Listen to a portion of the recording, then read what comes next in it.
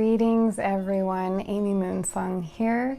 Happy full moon in Libra, happy Aries season, and happy springtime. It's been a minute since my last reading and I'm thrilled to be back.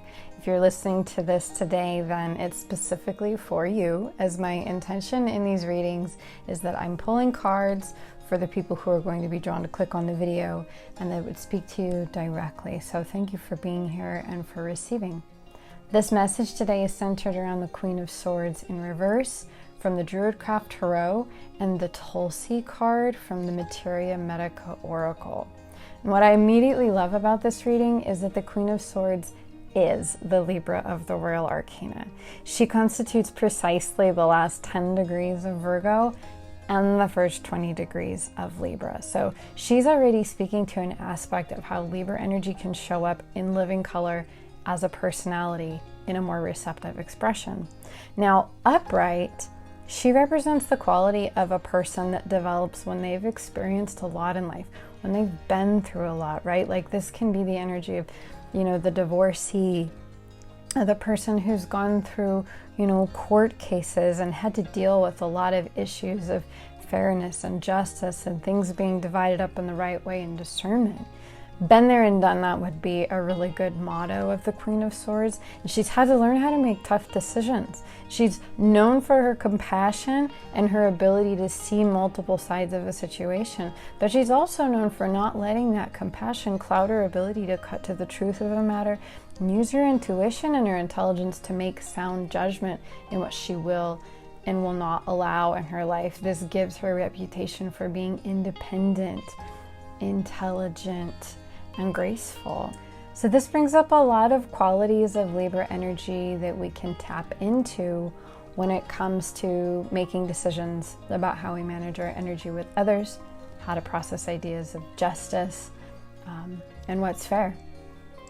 So when she shows up in reverse, which she is in this reading, this is expressing a more hardened aspect of her personality, or what can happen when you go through these hardships and you don't acquire that softness. You become more brittle, you become more cynical, you create more pain, or you exacerbate the pain of situations instead of learning from the pain in situations. Because the truth is that it takes a lot of softening and a lot of surrender and a lot of faith to not let difficult situations harden you.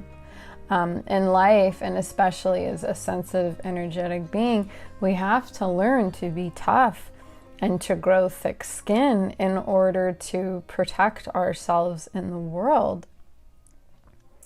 So there's this element, though, of being strong, but also knowing how to be soft and remain open to learning. So the Tulsi card, which is also called the Holy Basil, is a card of mindfulness, and it asks you to take notice of how it is that you're going through your process, whatever your process is. Are you being present with how each moment is noticed and owned by you? So there's an element of responsibility here that reminds us that we may not have control over what happens to us in life or over the choices that other people make when they're going through their own learning processes.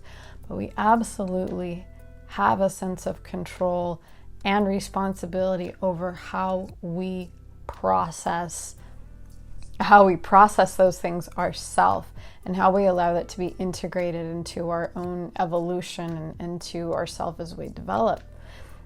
It's by the use of our intelligence and our emotional management that we decide what we draw from our life experiences. What happens is what happens. What we take away from it is our choice.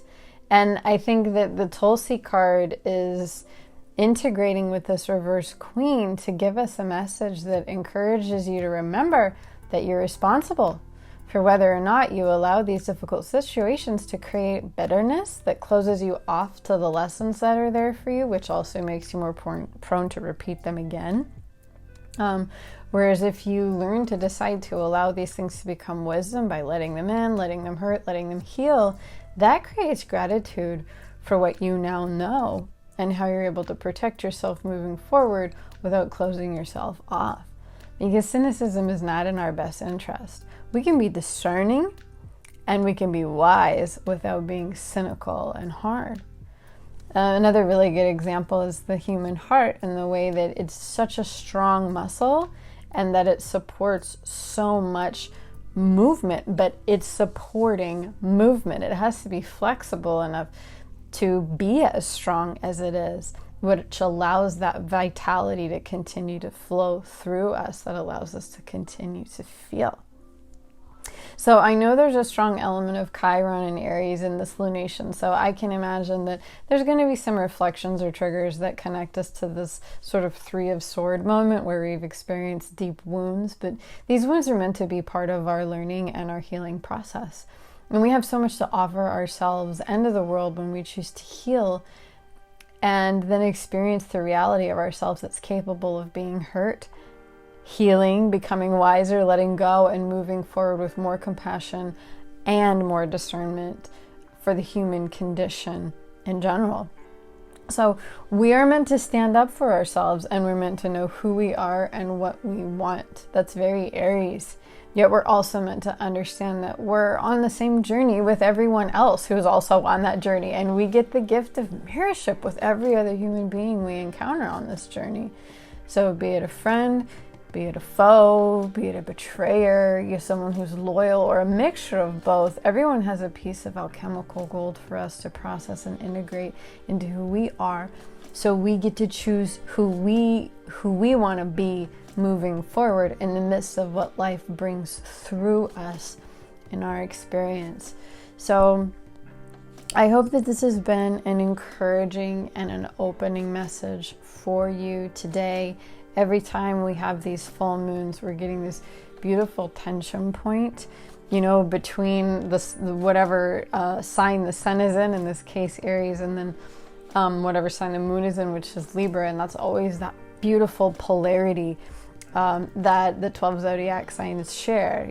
There's really just 6 polarities, and in this case we have Aries and Libra, and in so many ways that is being who you are, as well as making room for other people to be who they are. That's one way that we can look at that full spectrum. So I hope that you take this opportunity to really allow your own evolution to occur, to look at where you could stand to soften while still developing detachment and intuition.